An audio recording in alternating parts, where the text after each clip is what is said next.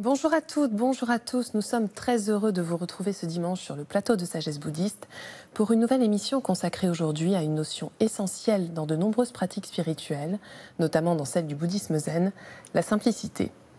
Quels sont les différents aspects de la simplicité dans cette tradition précisément? Pourquoi cette qualité est-elle aussi importante dans la vie quotidienne? En quoi intervient-elle dans la relation maître-disciple? Je vous propose de retrouver pour en parler notre invité Pierre Crépon. Pierre Crépon, bonjour. Bonjour. Alors, vous êtes enseignant de l'école Soto du Zen, responsable du temple zen Kokaiji à Vannes, c'est en Bretagne, et vous êtes l'auteur de plusieurs ouvrages sur le bouddhisme et le zen. Merci beaucoup d'être avec nous aujourd'hui.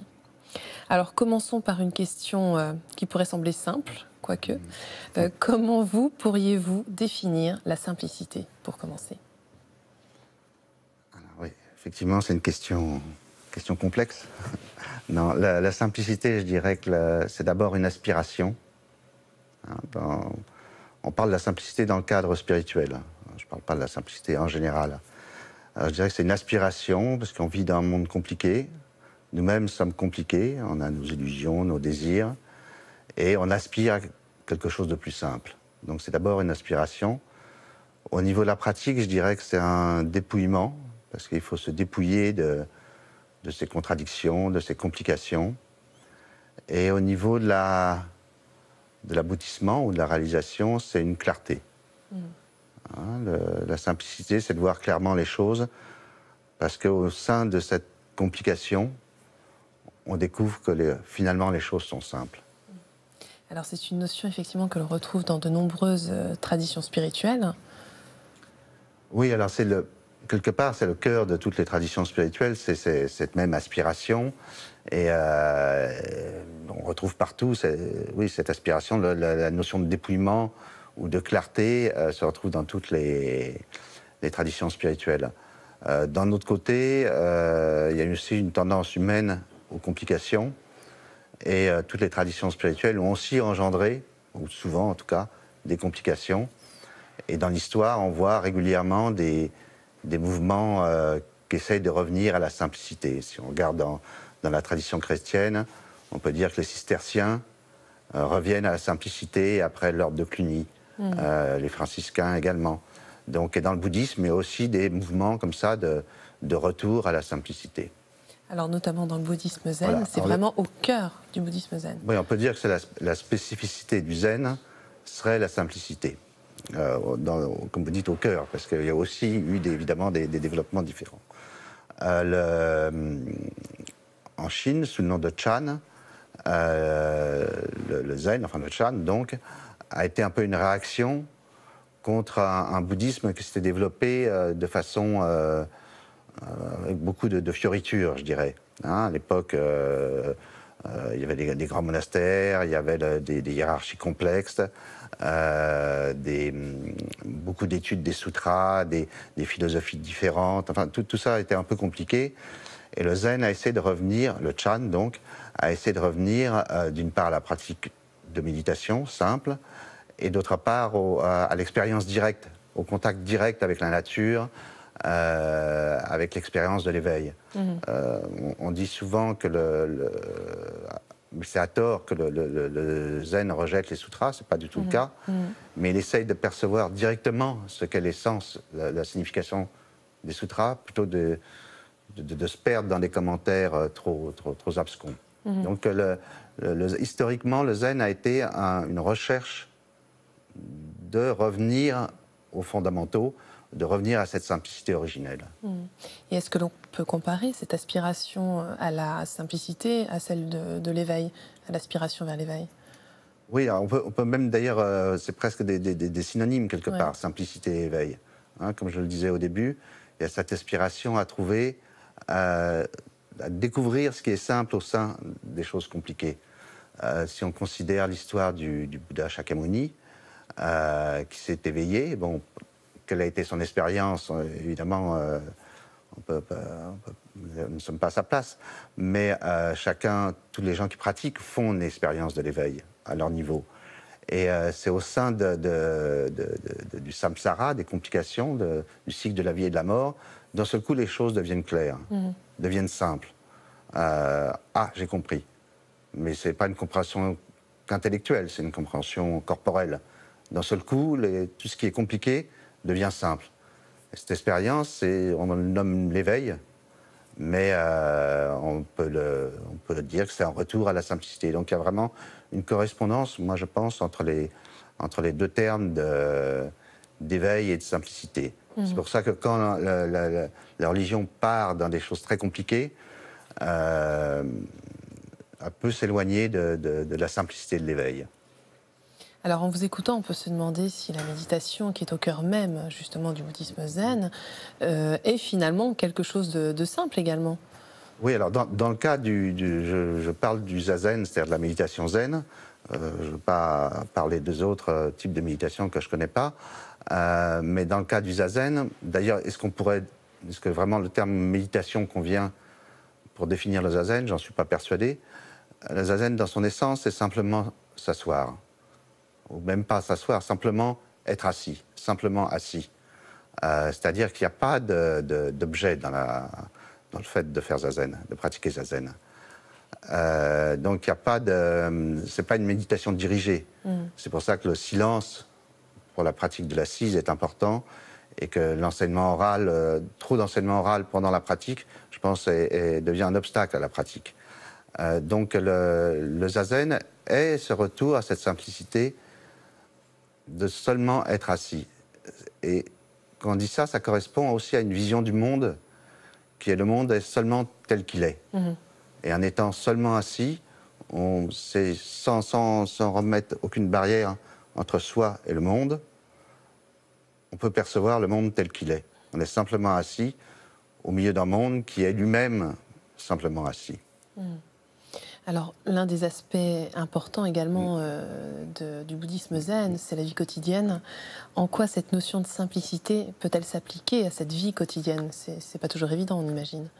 Alors c'est justement, on pourrait dire que la pratique du zen, c'est pratiquer la simplicité dans la vie quotidienne. Rikyū, Rikyū était un des fondateurs de l'art du thé, de la cérémonie du thé au Japon. Généralement, d'ailleurs, on ramène le départ de la cérémonie du thé à Rikyū, bien qu'il y ait eu d'autres maîtres avant. Un jour, on lui demandait, mais quel est le secret de l'art du thé? Il dit, c'est aller chercher de l'eau, ramasser du petit bois, faire chauffer l'eau, laisser infuser le thé et l'offrir aux convives. Donc une succession de choses très simples. Alors la personne lui dit, mais c'est très simple, c'est facile. Et il a dit, mais si vous le faites vraiment, je deviens votre disciple. C'est-à-dire que réaliser cette simplicité n'est pas une facilité. C'est parce qu'au moment où on va chercher l'eau, chacun de ces actes, on peut les compliquer de plein de façons différentes, surtout par toutes nos pensées, toutes nos complications mentales, les mouvements intérieurs, font que des choses simples deviennent compliquées. Et donc, de revenir à cette simplicité, alors là, c'est dans l'art du thé, mais c'est à réaliser dans tous les actes de la vie quotidienne. Ce qui veut pas dire que les choses deviennent simples. C'est-à-dire que c'est pas le simplisme, la simplicité. Par exemple, le simplisme, ça serait dire que de ramener quelque chose de compliqué à une seule cause. Non, il y a toujours beaucoup de causes. Mais c'est d'agir simplement au sein de ce monde compliqué. Alors vous évoquiez justement la question du disciple. On pourrait se demander également ce qu'il en est de cette simplicité dans la relation maître-disciple qui est aussi, mais vraiment essentielle dans le bouddhisme zen. Ouais. Alors plus généralement, cette simplicité, il faut arriver à la retrouver dans la... Enfin, la pratique est de la retrouver au sein des relations humaines. Alors c'est pas toujours facile parce que tout le monde n'est pas dans cette démarche, mais au sein d'un groupe de pratiquants, d'un sangha, on devrait en tout cas aspirer à des relations simples entre les personnes. Et également dans la relation maître-disciple. Dans le zen, le maître n'est pas un surhomme ou une surfemme, n'est pas un gourou. Et les relations entre le maître et le disciple doivent être simples. Le maître est le maître, le disciple est le disciple, naturellement, sans ostentation, je dirais. Et peut-être en Occident, on a tendance à ce que je dirais, à surjouer. Le maître surjoue son rôle de maître et le disciple surjoue son rôle de disciple. Il faut être simplement tel qu'on l'on est en tant qu'être humain. Chacun a une place différente à un moment donné, qui peut changer d'ailleurs. À un moment donné, celui-là est le maître, ou celle-là, celui-là ou celle-là est le disciple. Et c'est des relations simples. Il faut veiller à ça, parce que ça peut devenir très compliqué sinon. Oui. Excusez-moi. Alors, il nous reste peu de temps, donc j'aimerais qu'on aborde quand même un aspect qui me semble très important, c'est celui de l'esthétisme, puisqu'en fait c'est vraiment très très important dans les rituels. Comment envisager cette simplicité dans l'esthétisme du zen? Alors, un mot sur l'esthétisme en général est malheureusement souvent négligé dans les pratiques en Occident, mais je pense que ça fait partie complètement de la pratique du zen, comme dans toutes les pratiques, les traditions spirituelles. L'esthétisme, les constructions, l'architecture fait partie de la pratique. Dans le cas du zen, il y a le terme qui est le terme japonais qui est wabi-sabi, qui s'applique à l'esthétique zen, à l'esthétique japonaise en général, qui est justement cette recherche de la simplicité. Je dirais que c'est la beauté des choses impermanentes, imparfaites.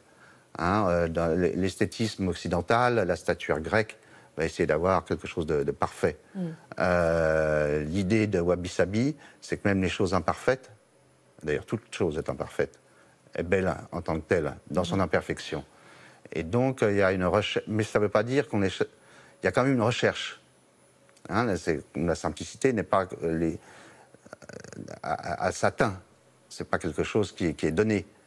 Et la beauté des choses imparfaites n'est pas donnée non plus au début. C'est tout un travail à faire. Et donc, on retrouve dans l'architecture des temples, dans le déploiement, dans les objets. Maintenant, les choses comme les bols raku sont connues. Ça fait partie de cette esthétique wabi-sabi, et qui est, je pense, une notion importante, et une autre façon de creuser la pratique. C'est-à-dire que la pratique n'est pas seulement de s'asseoir en zazen. Elle est aussi d'avoir un certain rapport avec les objets, un rapport avec les autres êtres humains, un rapport avec les actions de la vie quotidienne. Tout cet ensemble, c'est la vie. C'est la vie et c'est la pratique. Très bien. Alors justement, en quelques mots, pour conclure, est-ce que vous pourriez nous dire comment tenter de cultiver cette simplicité à notre propre niveau? C'est une œuvre, je dirais. Il faut une décision au début, et puis après œuvrer à se dépouiller de ces complications. C'est une recherche intérieure que chacun doit mener, mais il faut bien saisir l'intention au début. Et après, c'est l'œuvre d'une vie, je crois, de devenir de plus en plus simple. Nous allons nous quitter sur ce très beau programme. Merci Pierre Crépon. Merci. Avant de nous quitter, voici quelques ouvrages que nous vous proposons.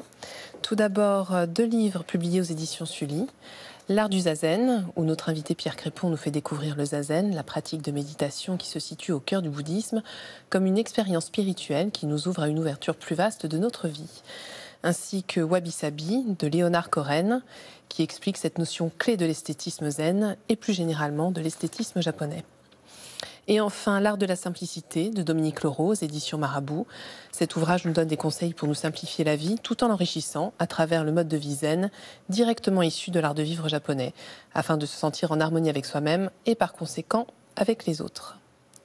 C'est la fin de notre émission. Vous pouvez la revoir pendant toute une semaine sur le site internet de France 2 en consultant plus.fr.